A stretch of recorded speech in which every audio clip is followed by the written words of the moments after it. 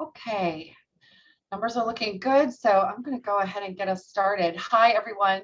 Welcome to the SOA Webcast Strategies for Success on the recently announced ASA curriculum changes, new micro-credentials, and the affiliate membership program. I'm Sheree LaRose, SOA Communications Director. This webcast is being recorded and will be made available after the event on SOA.org. If you'd like to ask a question of the presenters during their presentation, you can enter those by clicking on Ask a Question in the bottom frame of the Zoom window. Our presenters will give a half-hour presentation, and then we'll move to your questions for the balance of the webcast. After the webcast, you will receive a short feedback survey to your registration email. Please take a minute to complete the survey, and I thank you in advance for doing that. The presenters today are Roy Goldman, SOA President, Amanda Hugg, SOA Board Member, and Stuart Klugman, SOA Senior Staff Fellow in Education. Thank you to each of our volunteer and staff presenters today. Roy, welcome.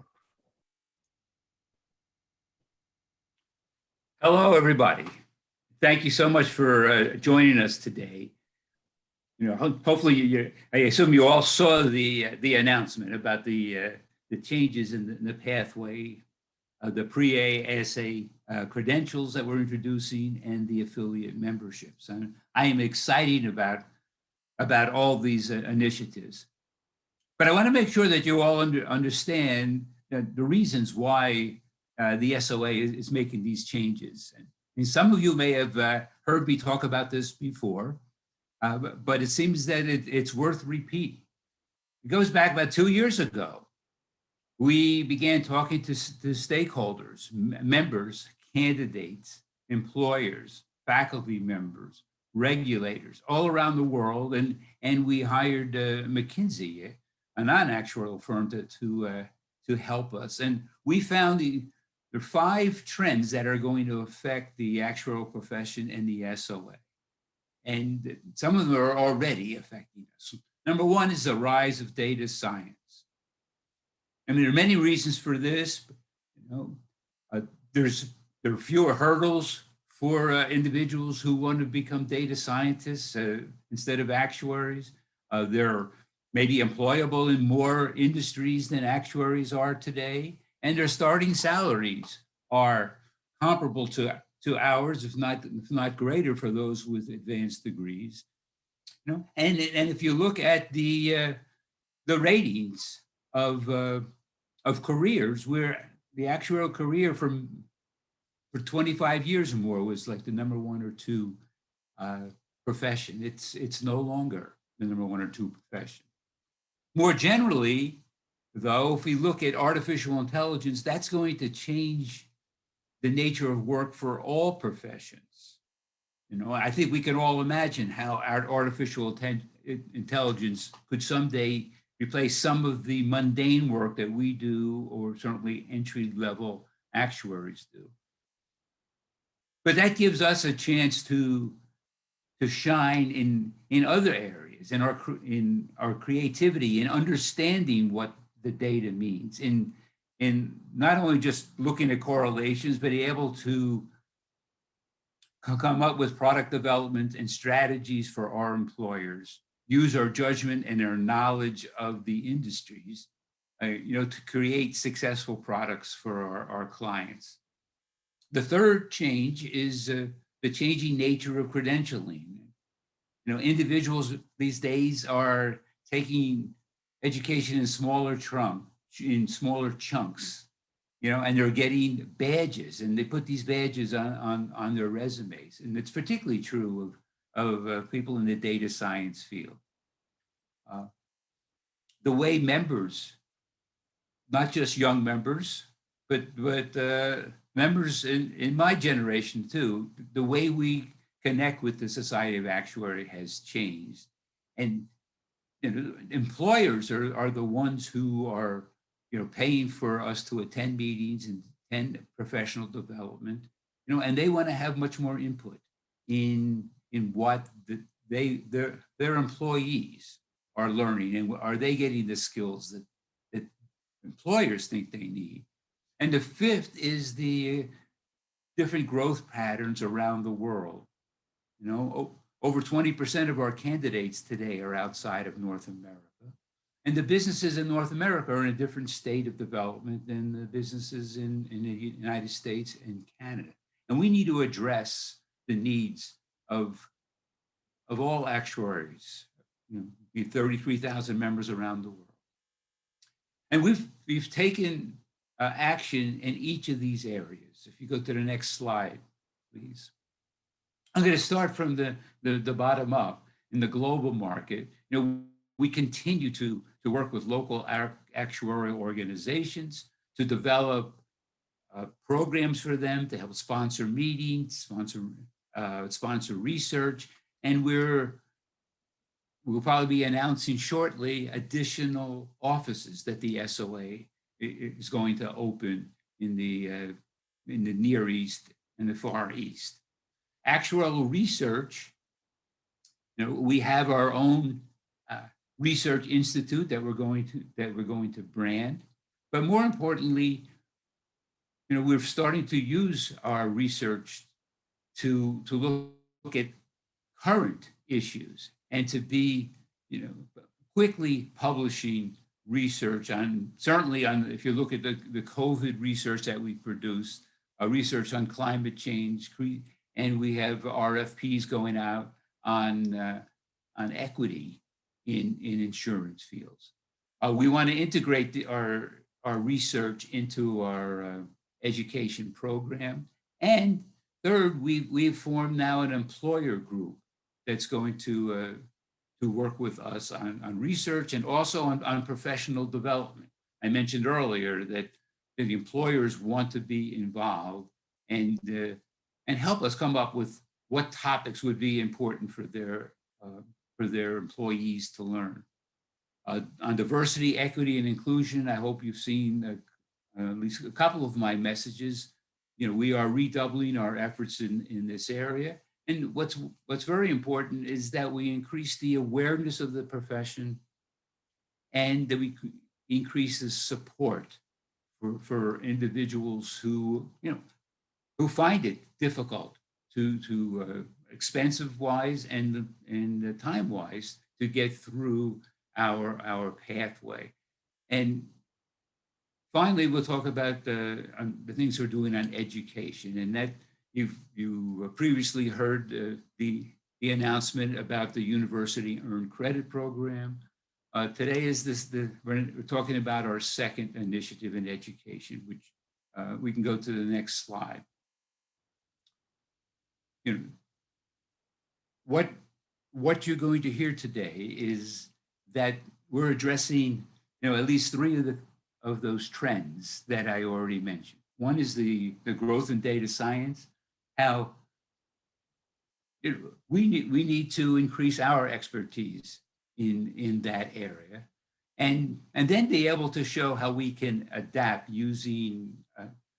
showing how flexible we can be and our communication skills so that we can work with data scientists and statisticians, but with our knowledge of the industry, be able to apply judgment, know what's legal, what's not legal, what's ethical, where biases exist, and produce strategy. And the second area we talked about is in the trend is the way individuals want to learn. You'll see how we're modularizing our pathway to ASA and giving individuals chances to stop and start on the way. And finally, member engagement. You'll hear today how we're going to begin offering affiliate memberships all the way down to high school students, college students, and create a relationship with them, long before they make their way to ASA. And I think that's going to help increase the awareness. It's probably something we should have done a long time ago. And throughout the education process and the examination process, we're going to continue to focus on the skills of increasing communication and being able to answer sort of open-ended questions, rather than what's the best choice in a multiple choice exam. So I'm going to turn this program over to Mr. Klugman, who's going to go through the details of the changes that we've announced thus far. All right. Thanks, Roy, for that introduction and overview of the many things that are going on at the SOA to meet the challenges of the future. And I'm going to turn to now the specifics of what we're doing with the pathway to ASA. So you may have seen this diagram. It's got a lot of information on it. And I'll be going over some of the other details in it on later slides. But I'd like you to take away two important things from this. One is the boxes are set up here to approximate the amount of effort to complete each of those elements of the pathway. If you were to measure the size on the right versus the size on the left, you would find it slightly smaller. So this meets the board's directive that whatever was done to update the ASA pathway, it would not make it a longer pathway and hopefully a slightly shorter pathway. And I think we've accomplished that with what we've done. Now, some of you may look at this diagram and prefer, rather than measuring area, to count boxes. And you will see that the number of boxes on the right-hand side is 2 more than on the left. But again, in the spirit of making things slightly smaller, I'll point out that the 2 extra boxes are those new modules on the right. And what we're doing for this change is taking the current Fundamentals of Actuarial Practice course, which consists of 8 modules with 7 end-of-module assessments and 1 final assessment, and breaking it into 3 pieces. But the top row box now only has 5 modules. And so in total, in this new pathway, there will be 7 rather than 8 modules and 6 rather than 7 end-of-module assessments. So a slight reduction, actually, despite the appearance that there are 3 things to do instead of 1.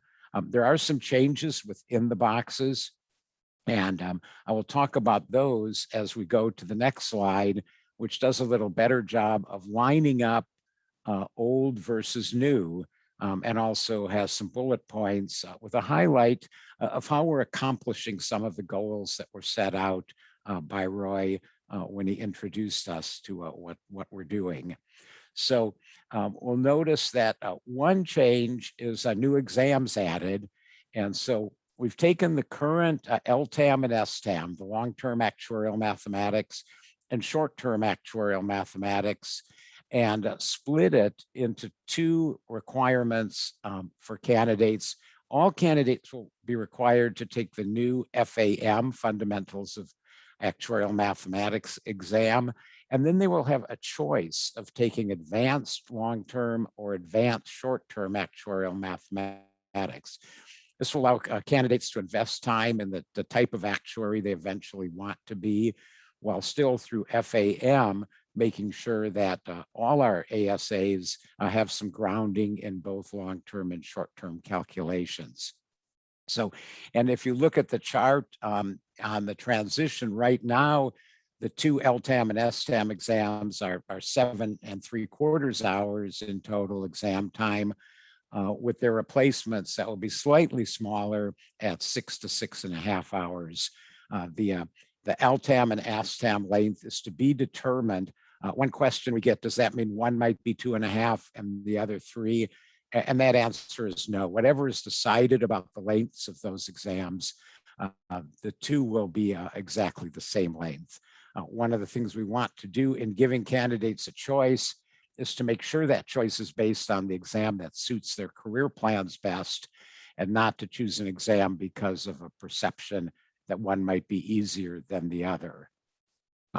Roy mentioned that we need more data science in our pathway. So we have added an exam called Advanced Topics in Predictive Analytics. And so that's a new exam. To keep the mandate, something had to go. And the exam being removed is the IFM exam, Investment Financial Markets.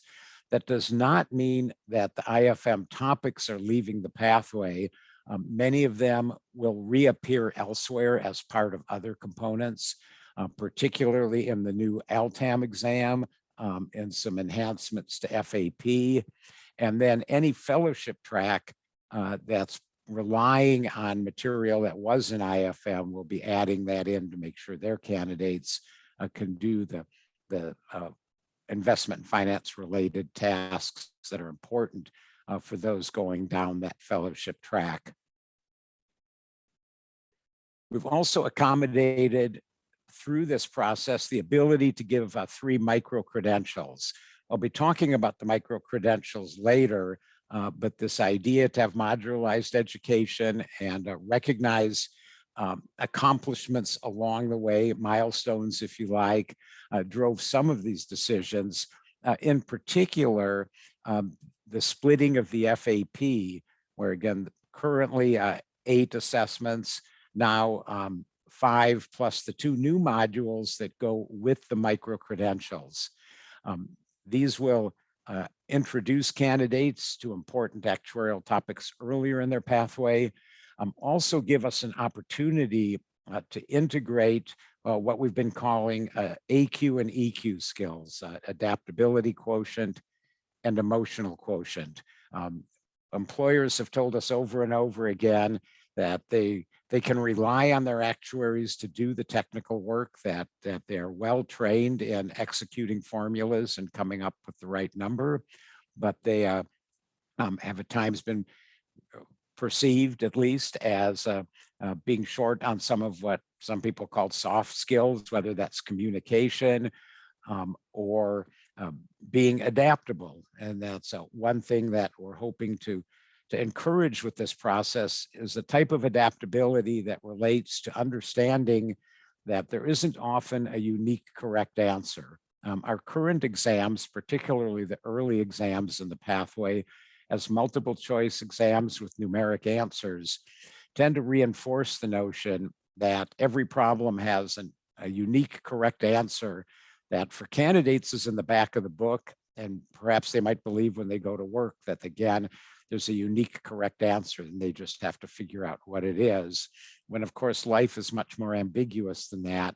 And we want our candidates earlier on to recognize that there isn't always an exact correct answer. There are a host of reasonable good answers, and you need to sort through them and pick one, justify it, and perhaps explain your choice to a person who lacks the technical skills that you have.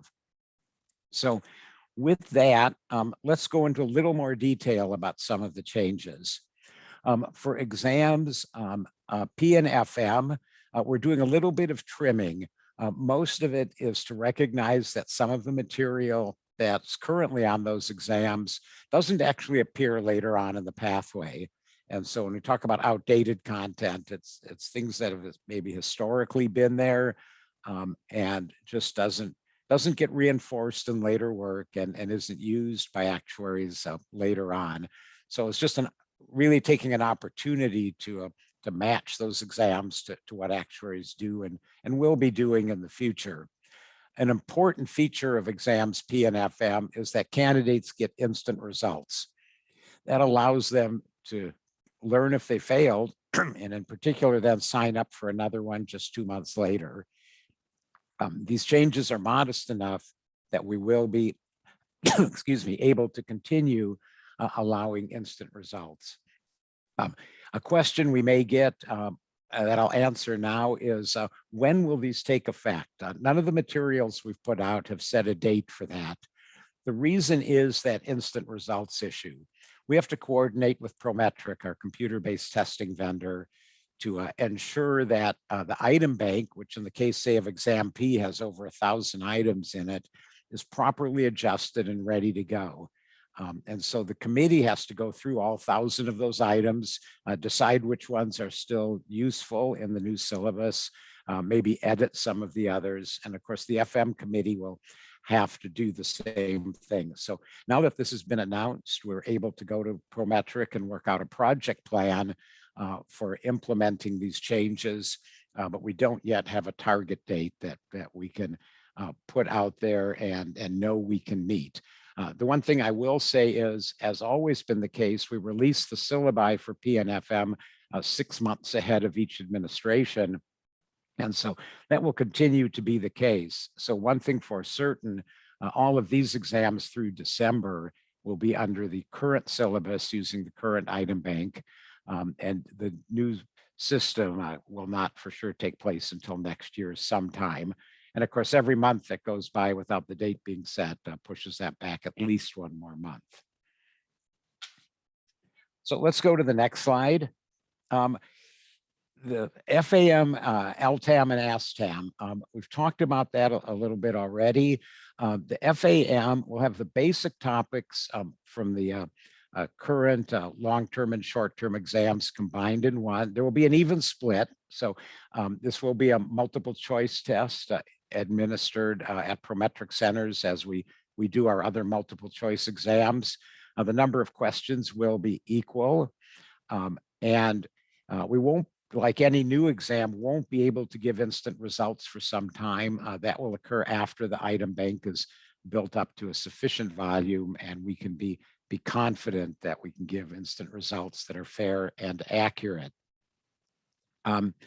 Some of the other things about these, I said the FAM will be multiple choice. The LTAM and ASTAM will be written answers. So those of you who are familiar with the current LTAM exam know that it's a single exam, some of which is multiple choice and some of which is written answer. And it will be to some degree, that split will be maintained for those questions. The kind of multiple choice questions we're currently asking on LTAM will likely show up in FAM, and the written answer questions will be the type that will show up in ALTAM. The current STAM exam is all multiple choice. That will need to be converted because again, the part that goes to FAM will continue to be multiple choice, but the part that goes to ASTAM will be written answer. The LTAM and ASTAM exams will also be delivered on computers at Prometric centers. That means that tools will be available, such as Word and Excel, to allow us to ask perhaps a different kind of question than we currently do. And we will still have to wrestle with a problem that confronts us with the current LTAM exam that will persist. Because it's not possible to efficiently type the kind of equations and symbols that are used in that exams, even though they'll be done at a computer center with a computer there, the answers will likely for some time be handwritten on notepads, just as they were before we moved to the computer environment. So let's go on to the next slide. Transition rules. Here's the easy ones. The P and FM are changing slightly, but the transition will be 1-to-1. If you have the old P, you get the new P, old FM, new FM. There are no specific changes to the SRM and PA exams. Now, they can be updated from time to time as exams are always updated, but there's no specific updates to these two exams as part of the overall changes we've just introduced.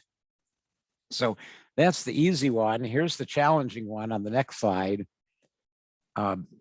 With the change to the LTAM and STAM, it's a little bit more complicated. And so this chart gives you the 4 combinations that a candidate might be confronted with. Obviously, if they have neither of them passed, by the time the new pathway kicks in, they will have no credit on the new pathway, and they will be held to the new pathway requirement of FAM plus a choice of LTAM or ASTAM. If a candidate has only LTAM credit at the time of the switch over to these new exams, they will have credit for the new ALTAM exam and also the L portion of FAM. So for a period of 2 years, the FAM exam will be split into 2 pieces. The part that relates to long-term questions, and the part that relates to short-term questions. Candidates who enter the transition with LTAM credit will complete their ASA requirements on these topics by passing the FAM S portion. So they'll be able to sign up just for the S portion. And as soon as they pass that, they'll have full credit for all the actuarial mathematics components. By symmetry, if you have STAM credit, you will need to get FAML to complete your requirements. If you have both passed, you're good and won't have to do anything with the new components. Now, it's important to note that the split exams are available only through June of 2024. That will be 6 administrations. So candidates who have to pick up half of FAM will have 6 opportunities to do so. After that point, FAM will be administered only in its entirety, and a candidate would have to pass the whole thing. That also means, say, for candidates who are entering the transition with no credits, they will not be allowed to register for a part of FAM. If you don't have transition credit, you will have to take the full FAM and you will pass or fail the full FAM as a whole exam. Next slide. So this isn't a conversion or a transition rule, but we did want to be fair to candidates who invested their time and energy to pass an exam that is leaving the pathway. So if at the present time you don't have IFM, obviously you don't have any credits, but you can continue to try to take IFM and pass it, or choose the new ATPA exam, and passing either will give you credit for towards your ASA. If you've already passed IFM, you're good. You will not have to take ATPA now or ever. So one thing I want to be clear about is the requirement is to get an ASA, you need credit for either IFM or for ATPA. So you can pick one, and as long as you've passed it, you'll meet the ASA requirements. The IFM exam will be available through November 2022. ATPA will open for registration at the beginning of that year. So it'll actually be a period where both are being offered, and candidates can choose whichever one they want to fulfill their ASA requirements. So you may recall in 2018, candidates who got their ASA without the PA exam had to get their fellowship in a prescribed time period, or else they would ultimately be held to the PA exam. There's no similar element to this transition. If you have IFM credit, you will never be required to get ATPA to get either your ASA or your FSA.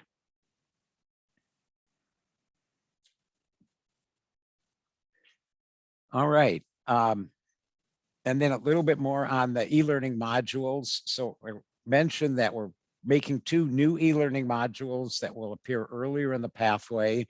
They're associated with 2 of the micro-credentials that I'll be talking about shortly. We hope candidates will choose to take them early on. The prerequisite for the first one is passing P and FM.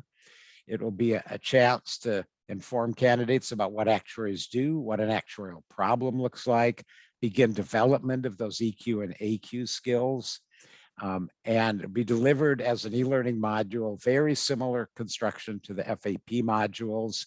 And the take-home assessment at the end will be constructed like the current end of module assessments for FAP. So with that, I've got one more slide on this topic for a summary of what's been improved, changed. Early accessibility, I didn't really mention this, but it's the new learning objectives for exam P should be accessible to those with 2 semesters of calculus rather than 3. So there might be a way for some candidates to try to get on our pathway a term earlier. We've eliminated some outdated content and redundancies, rearranged things a little bit. Most critically, they incorporate the micro-credentials. They expand what we're doing, but without asking candidates to spend more time or effort to get their ASA. And we've met 2 key goals that were put in front of us when this was being developed, and that's to increase the AQ, EQ skills and to increase the analytics components. So with that, I'll introduce myself because I've also been assigned the next part of the presentation, which is those micro-credentials. So if we could go to the next slide. And I'll probably just leave this one up while I talk through this. So we are currently going to offer 3 micro-credentials that have been developed. You can see the requirements for each of the 3 and their names on your screen. An important thing to note is that every box in these requirements is part of the ASA pathway. So if you want to get a micro-credential, if you're on the ASA pathway, you might get this automatically on the way. And if you're going for these micro-credentials, if that's your first goal, you know that everything you did to earn that micro-credential will also contribute towards earning your ASA once you complete all the remaining requirements. So I'm going to spend a moment talking about each of these micro-credentials and what they're about, and then a few of the logistic things that go with them. So the first one, and I'll say first as if it's sort of the lowest level on the pathway, is the Pre-Actuarial Foundations credential. Accounting and Finance VEE, Economics VEE, 2 exams, and this new module to top off the learning, again, incorporating AQEQ and what actuaries do, and a bit of professionalism as well. We characterize this as a person who holds this micro-credential can be characterized as someone who has the skills to be an actuary, and they've not only so various pieces of knowledge that you need to know to learn how to be an actuary, but there's no real actuarial content here. So you know probability, you know financial math, accounting, economics. So you have a lot of the background knowledge that is necessary to learn how actuaries do their work. You've also demonstrated the ability to pass our exams. So there's also demonstrated ability that could carry over to give an employer confidence that you can go the rest of the way. It's also would be a nice thing to put on a resume that would say, look, I've got this very specific accomplishment from a respected organization with high standards.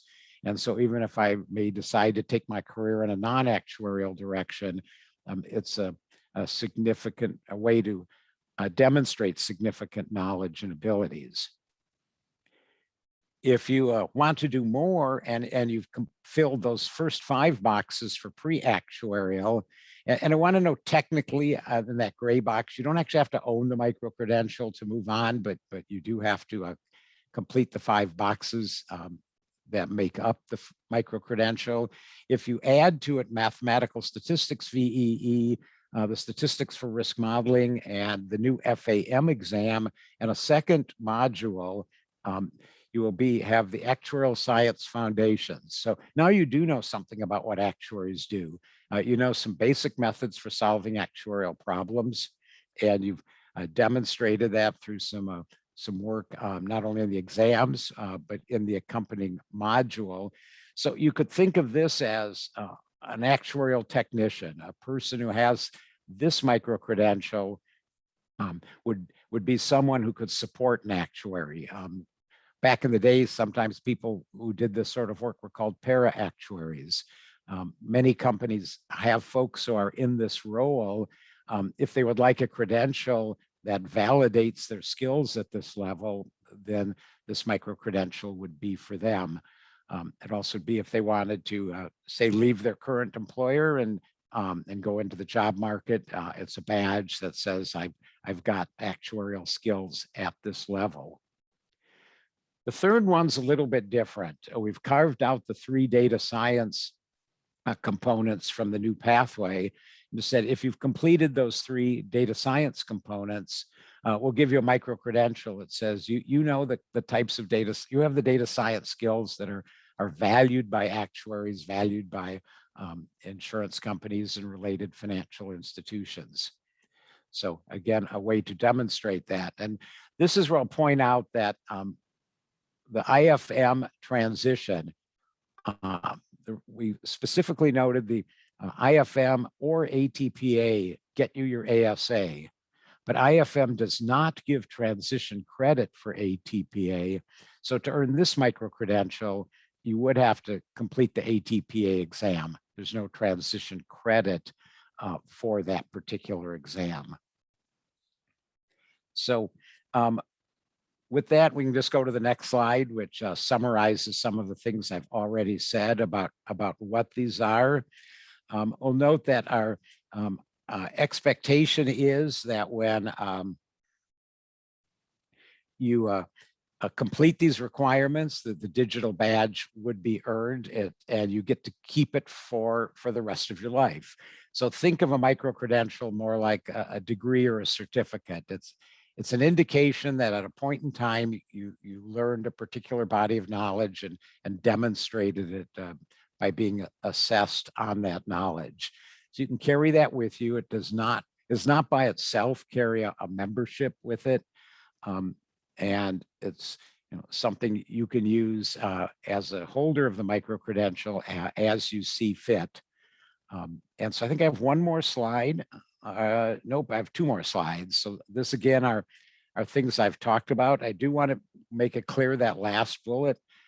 Holders of these micro-credentials are not actuaries in the sense that we want to think about them. They are not qualified to practice as actuary under any regime that qualifies actuaries to practice. They do not have signing rights at any level. So again, these are recognition of significant education accomplishments. And I think I have one more slide that repeats some things I've said. Again, it'll be a digital badge, something you put on your resume. They do not expire. They do not need to be renewed. And they do, however, give you the option to join a membership program, which gives me now the opportunity to kick it over to Amanda to tell you about that program. Good afternoon and morning, everyone. Thanks for joining. So yeah, I'm very excited to talk about these new affiliate community membership that we're going to be offering. So let's jump right in. If we go to the next slide. So historically, as you know, we've only offered membership to our ASA and FSA holders. And so what we've realized is that there is a reason to extend membership more broadly, because there are a lot of other people that are associated with the SOA. There are the candidates, obviously, that are progressing towards their ASA and FSA. And then there's a whole host of people that are connected to actuaries in other ways, particularly those who are supporting actuaries as their students and they're working towards their designations. And so that's kind of one of the reasons why we decided we were going to launch these affiliate memberships. And we're really hoping that this is going to strengthen our connection as a community. What we've heard is a lot of candidates feel that the SOA is simply sort of a transactional relationship. It's just how they get their exams, and they don't really think about the SOA in any other capacity. And so we really want to make the SOA a place where people do find community, they do find support, and it's not just an adversarial or negative relationship. And so we're creating this, and we're also hoping that it will help us build these relationships earlier on for candidates, but then also retain relationships with people who decide they're not going to go to the full ASA or FSA, whether it be for personal reasons or their career took a different turn. There are a lot of people that we all work with day to day who have maybe taken a couple actuarial exams and don't really consider themselves part of the SOA, when in reality, they're integral to the work that we're doing. And so we want to retain a relationship with those people, and that's one of the hopes that we have going into this. We also, as Stuart talked about, one of the reasons we're doing micro-credentials is to allow us to stay competitive in the market, to give more flexibility to people that are on different career journeys, and this is just an extension of that decision. And so we will have an advisory committee that's going to help guide what the future programming and benefits are. There will be a lot of overlap with what SOA, FSA and ASA members receive, but of course there's also going to be important distinctions. There is a difference between, an ASA or FSA member and an affiliate member. And so there are two kind of doors opening, if you will. The first one is in October 2021, so very soon. This is the first affiliate membership. And this is really intended for students and people who support them. So think about teachers, professors, career counselors, or just non-actuaries who are working with students and candidates. And then the second door comes in January 2022, so not too long after.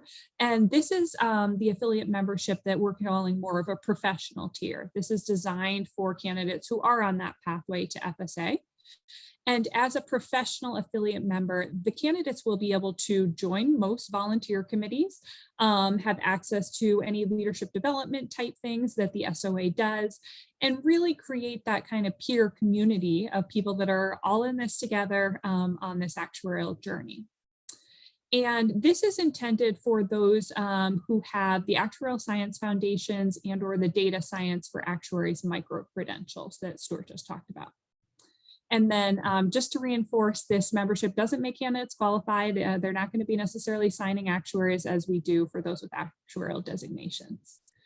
So a lot more to come, but you can sign up for updates at the link there. And we hope you do, because we're really excited about making the SOA more of a place where you and our candidates can find community. So I think with that, I'll give it back to Sheree. Hi, everyone. First of all, thank you for all of your questions that are coming in. We're going to get those, we can go ahead and have our panelists start to come up on screen. One of the things I'm noticing that a lot of the questions that are coming in, they could be answered by our FAQs and our transition rules document. Those are available on SOA.org. Go to education and exams and click on ASA, and you'll be able to peruse those documents there and answer a lot of your questions. We're going to answer those questions here too. And also, any questions or feedback that you have at any time, send it to membercoms@soa.org, and we're happy to coordinate responses to those at that time. So I see our panelists are back online. Amanda, if you want to join us, we'll go ahead and get started. So going back, really, I think, Roy, to the beginning of the presentation, we had a question here or comment that data science to them feels like a free-for-all today, and that potentially leading to ethical concerns, particularly around data science not being a profession that maybe has a code of professional conduct like actuaries. And so their question is how are we connecting with these data science organizations that exist? And they ask because they feel that we're a mature profession and data science is not. So thoughts on that and your deliberations and conversations around that. Yes, thank you for that question. I mean, that's one of the things I guess I didn't emphasize earlier about when we say that we're in competition with data scientists. We have a profession currently over 100 years old, and we have professional standards, all right, and we have the ABCD for counseling and discipline that makes us into a profession. And people, there's no strict rule of who can call himself or herself a data scientist, and they don't have the same kind of professional standards that we have. Now, I don't think we've reached out to either of those two organizations that was mentioned in the question, but we're taking very seriously that when we prepare actuaries in data science and in predictive analytics and in our advanced topic of predictive analytics, the ethical use of data is going to be a required part of that syllabus. Understanding how biases can infiltrate into models and be able to spot that is going to be part of the syllabus. And indeed, later this year, we'll be announcing a certificate program on the ethical and responsible use of data that we hope will be attractive not only to actuaries, but to people in the data science field. And perhaps we'll make sure that those two associations that you mentioned find out about that certificate program. Thank you for that question. Oh, great. And thank you for mentioning the responsible use of data certificate program that's coming in October. That's something that we're currently working on, and I know our members will be very interested in learning more about that when that comes online. So shifting a little bit to the new modules, e-learning modules. So a question about what are the EQ and AQ modules going to look like? Stuart, I think it's for you. How is it going to be measured? Multiple choice questions, written response, some questions on what that's going to look like. So it will be delivered using the same platform as FAP modules. There will be an end of module assessment, so not multiple choice, but a sort of scenario-based project assessment take home and provide written responses. So communication skills will become important because that's part of it, but a good bit of it will be presenting the kind of ambiguous situation where you're looking for explanations that support your thinking rather than just does your thinking align with somebody else's thinking. So your goal is not to produce the answer that the grader has in mind or to try to read their mind, but to come up with a solution and then provide a coherent, logical, and effective justification for it. So those are the kind of things we're looking for. It's obviously under development right now. And so, we'll find out more as we create those modules for release in January. And if I could jump in, I just want to kind of emphasize the board's excitement, my personal excitement for this sort of shift in emphasis or increased emphasis, because I think with all the changes that are happening with the way actuarial work is done and many of the things we do becoming more automated or faster, really our value proposition is the insights that we bring and the analysis that we bring and how we communicate that. So I think this is a great chance for candidates to build those skills along the pathway and not just get thrown into it once they get their FSA. Thanks, Amanda.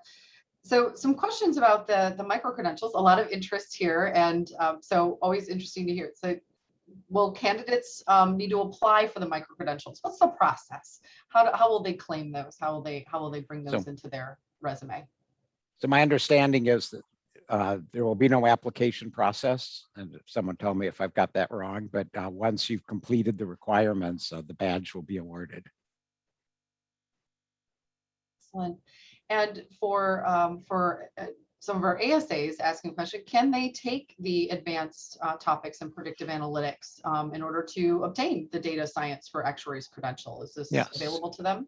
Great. Yeah, so not only is the answer yes, but a reminder that it's always been SOA policy that a fellow can go back and take all the exams they want. So if after you get your fellowship, you don't have enough and there's an exam that you'd like to try, you're always welcome to do so. The only restriction is you can't retake an exam you've passed. I'm not sure why you'd want to, but if you maybe want to get a higher score, but we do not allow that. But if it's an exam you didn't have credit for in the system that maybe showed up after you got your fellowship, you're always welcome to sign up and take it. Well, I think that answers one of the other questions here is that can candidates take both LTAM and STAM?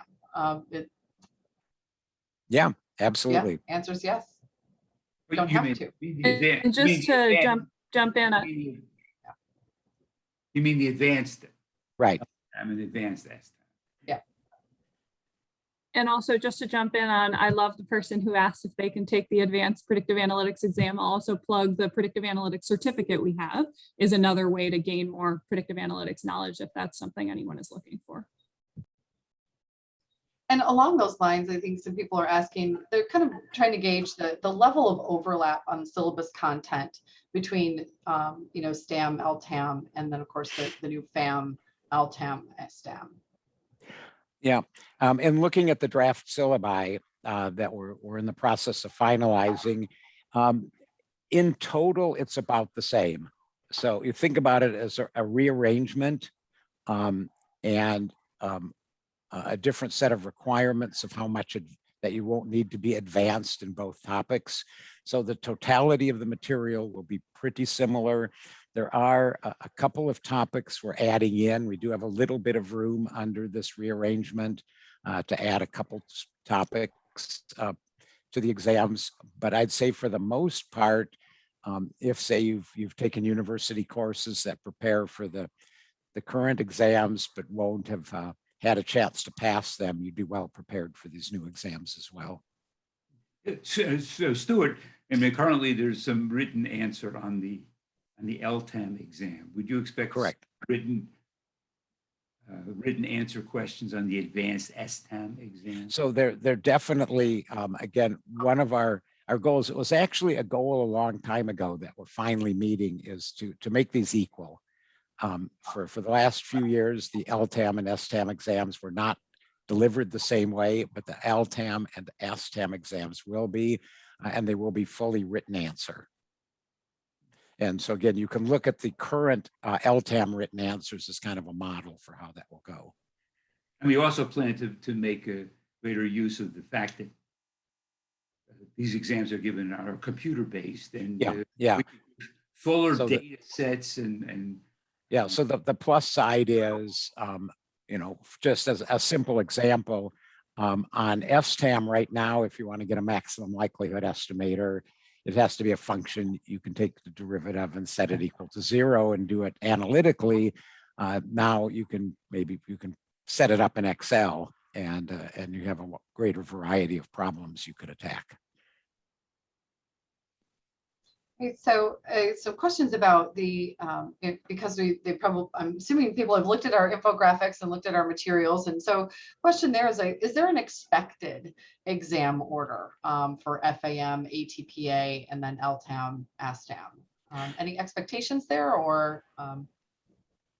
Well, we never, and we again, historically, we don't do prerequisites. So, you know, you can choose the order that makes sense for how you're learning things and what's important to you. Clearly, in the future state, candidates will be prepared for FAM before they're prepared for LTAM or ASTAM for their choice. And so you would expect most candidates would either take them in sequence, or if they're adventurous, take them both at the same sitting. If they've sort of well prepared on the subject overall. The ATPA, even though, again, we don't have formal prerequisites, there's going to be a strong assumption that the SRM and PA exams, if not been passed, that knowledge has been gained. So it makes sense in an exam called Advanced Topics in Predictive Analytics, assumes you know predictive analytics beforehand. So there'll be that assumption that you would take it afterward. And you know, some of it for those candidates going through university programs, what we've been seeing, particularly in the data science area, is that there are often a lot of courses at the university that have the content that's on our exams, but the schools don't always have purpose-built courses that exactly match to our exams. So we've seen a lot of students for PA and now ATPA, but you know, get a lot of that in school, but wait till after they're done and at work to top off that knowledge with the specific material that's on these exams. Just two other points I want to make. One is that, I mean, SRM, which had previously been a prerequisite, predictive analytics, will no longer be a prerequisite. And again, that's true in the form. Yeah, in the formal sense, no, you don't have to have the credit, but the knowledge will continue to be assumed. And also the way the exams are structured, so an individual that has very strong predictive analytics and data science background could actually come in and try to get that credential, and then again learn something about applying it to actual real work. Right. So we've had a few questions about when the syllabus will be available for new exams and exams that are being updated. And Stuart, you had already mentioned that this, you know, at least 6 months prior to exam administration that a syllabus is available. So any other feedback on, you know, the amount of time that people have in order to examine these new, you know, the new syllabus and any of the exams that they're taking? So the committees are working now on finalizing those syllabi. They've got direction from the board after the June meeting. So in particular, the PFM and the creators of FAM and the ASTAM and LTAM are working at it. They're refining them. You know, I'm hoping we'll be able to release, I would say, a draft syllabus. And when I say draft, I mean, you know, 95, 98% solid. in about a month or so, but I don't want to promise it because they've got a lot of coordination to do. So as I mentioned, the PNFM people have to make sure that what's on their syllabus aligns with what's in the item bank and what they have to do with it. The one challenge for the people working on FAM and the LTAM and the ASTAM is it's one thing to get the learning objectives, which we're pretty solid on right now, but most candidates in particular would want to know, well, where do I go? What readings are going to be associated with it? Where do I go to learn this stuff? And that's something they've got to sort of work through, particularly if they're going to use the existing textbooks, if they're going to use something different, and how, which parts of which books get allocated to which exam. And so that's a bit of work yet to be done. Okay, got a question on IFM, a comment that from an attendee that many of us have struggled to find applications for the IFM material in our work. Is there an approximate percentage in, say, testing hours of the material from IFM that has been eliminated? And what remaining is contained within the ASA pathway? Yeah, so we didn't do an hour count. The current IFM has really two sections. One's more corporate finance and one is derivatives. The corporate finance is also covered in the corporate finance VEE, and some of those topics are also currently in the FAP course and will be enhanced a bit.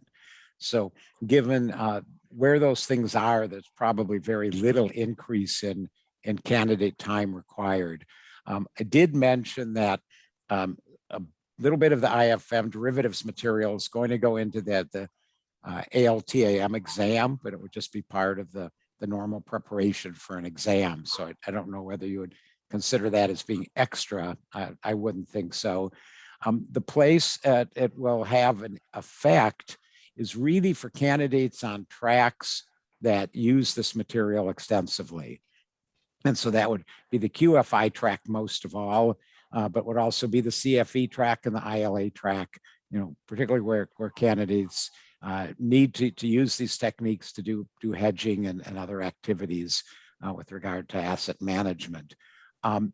What in consultation with these committees, they're ready to adapt to it. They'll make sure that, as candidates enter the track, they know that there will be a few topics they will not have gotten, so they'll need to be incorporated there. Some of our experience was also that having IFM positioned early in the pathway, the next time that material showed up, say on a QFI track, could be a couple years later. And to some degree, candidates had to refamiliarize themselves with that material anyway. So, the one thing we want to make sure is candidates who, because of their chosen track, actually need that expertise to do their job, that it's still going to be provided. So lots more. Thank you for covering, the QFI, the quantitative finance and investment, because there's quite a few questions about that, but what the impact would be on that. So any other information you have about the impact on QFI? Yeah, no, again, the committees, were aware that this change was coming, so they're already making the appropriate adjustments for it. Yeah, and right, and we'll make sure that the material is on the on the education for the QFI track. As Stu said, we'll probably do it now because of the need to remind students what they learned a couple of years ago. I'm going to move to, we have, thank you, everybody continue to send in your questions. We do have another 15 minutes scheduled in this webcast, so please keep sending them in. I'm going to keep working through them. I'm going to shift to micro-credentials. Again, these might be answers that we don't have right at this moment, but wanted to let the panel know some of the questions coming in about the micro-credentials. If anything, to consider these, as we work out these programs.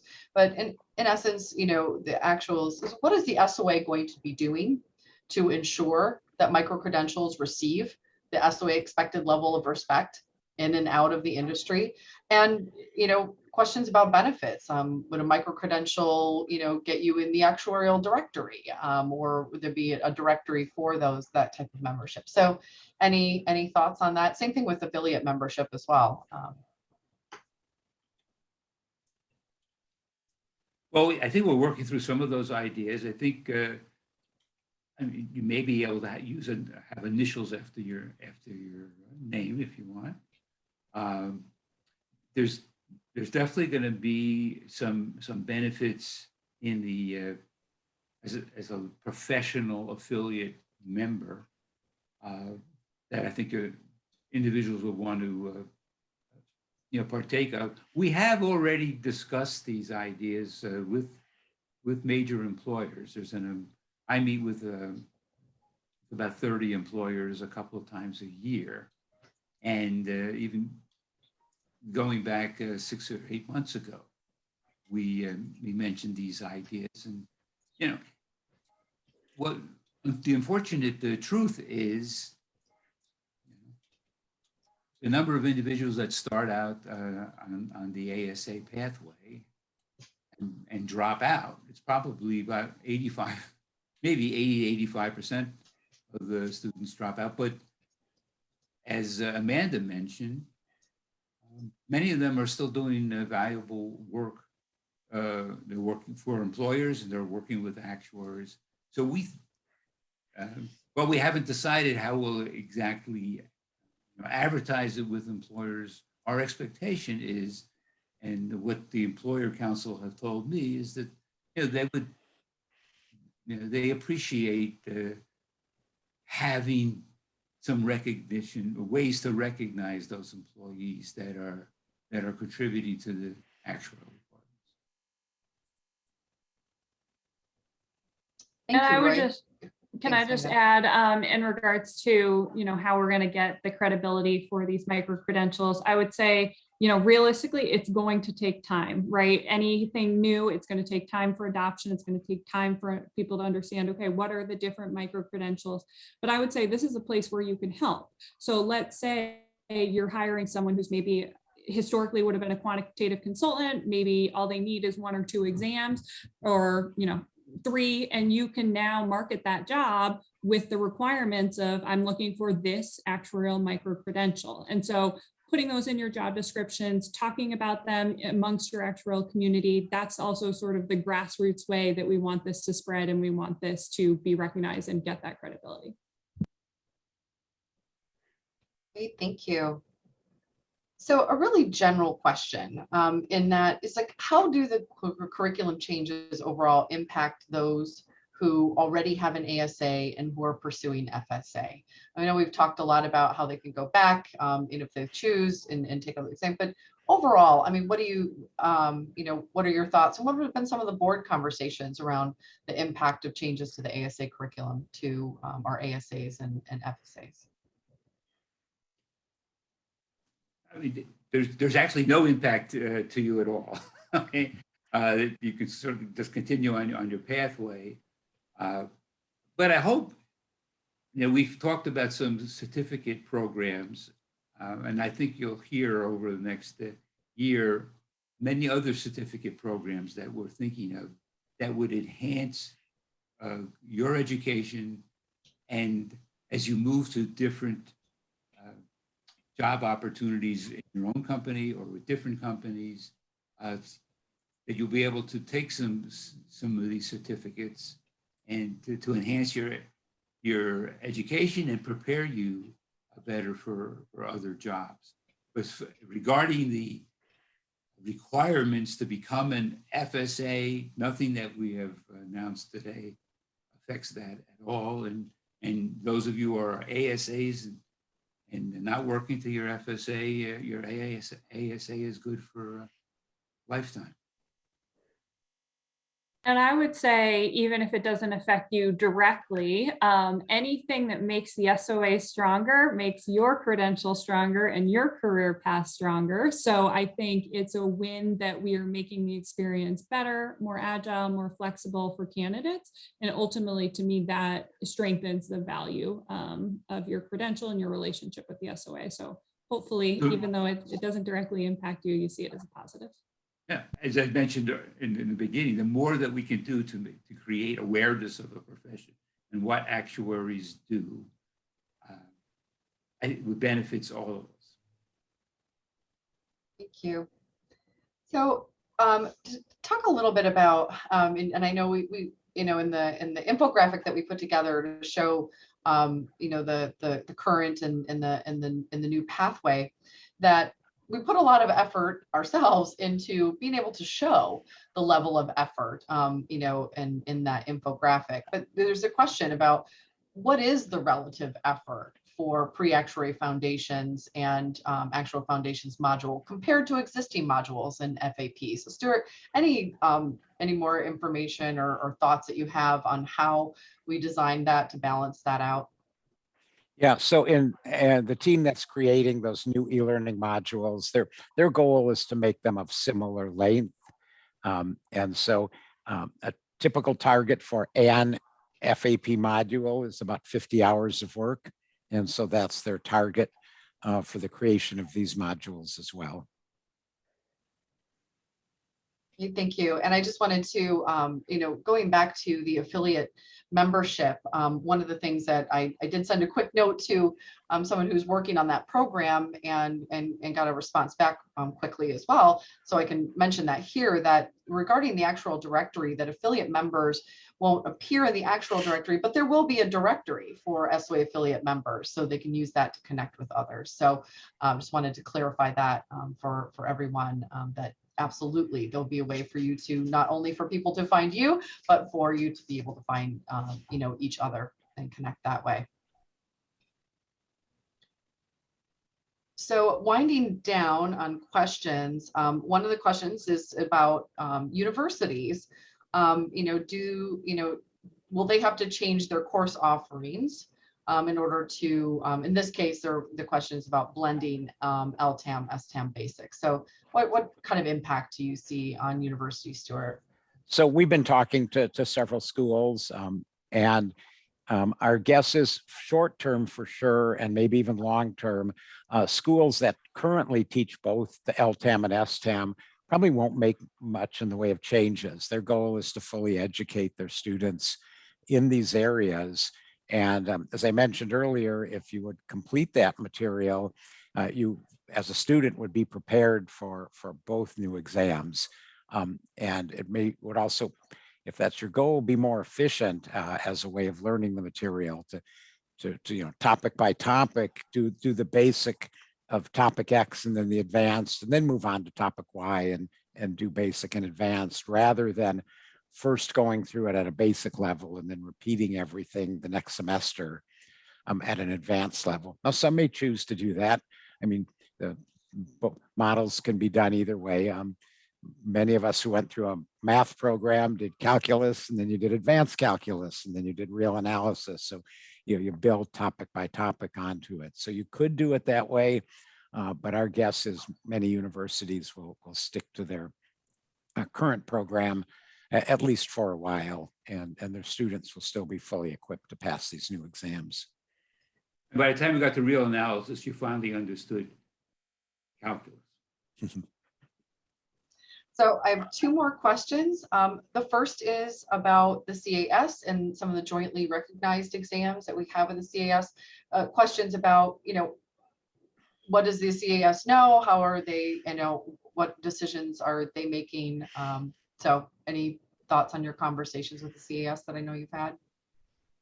Well, I want to assure you that we have been in touch with both the CAS and the CIA throughout this process. So they knew about it before we made the announcement, and even while we were still thinking about what we might do. But, what exactly they're going to do with their requirements regarding our announcement, we don't know that. And final question on the take-home aspect of exam ATPA. Will it be proctored? How is that going to work, Stuart? And So a lot of questions. about that. our working model at the moment is that the ATPA assessment will be administered similar to the FAP final assessment. So take-home test, a fixed period of time from receipt of the questions to turning in the answers, a new form every 4 months or so, and then a mass grading at the end of the period. So if you look at how the FAP final assessment is administered, that's our working model for what we're going to do with ATPA. Thank you. So Roy, Amanda, and Stuart, thank you all for your leadership and expertise today, for joining us. A really special thank you to all of our members who attended today and submitted questions. Many of you, we've been answering your questions directly in direct to you with resources. If there were any questions we didn't get to, we will certainly be going through those and corresponding with you directly. You can always send your questions to member comms and comments and feedback to membercomms@soa.org.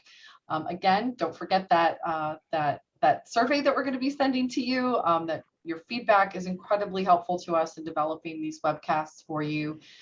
So this concludes Strategies for Success webcast. If you have additional questions, comments, you know where to find us. And of course, a recording of this webcast with and all the detailed descriptions and FAQs will be on SOA.org. Thank you again and enjoy your day. Thank you. Bye.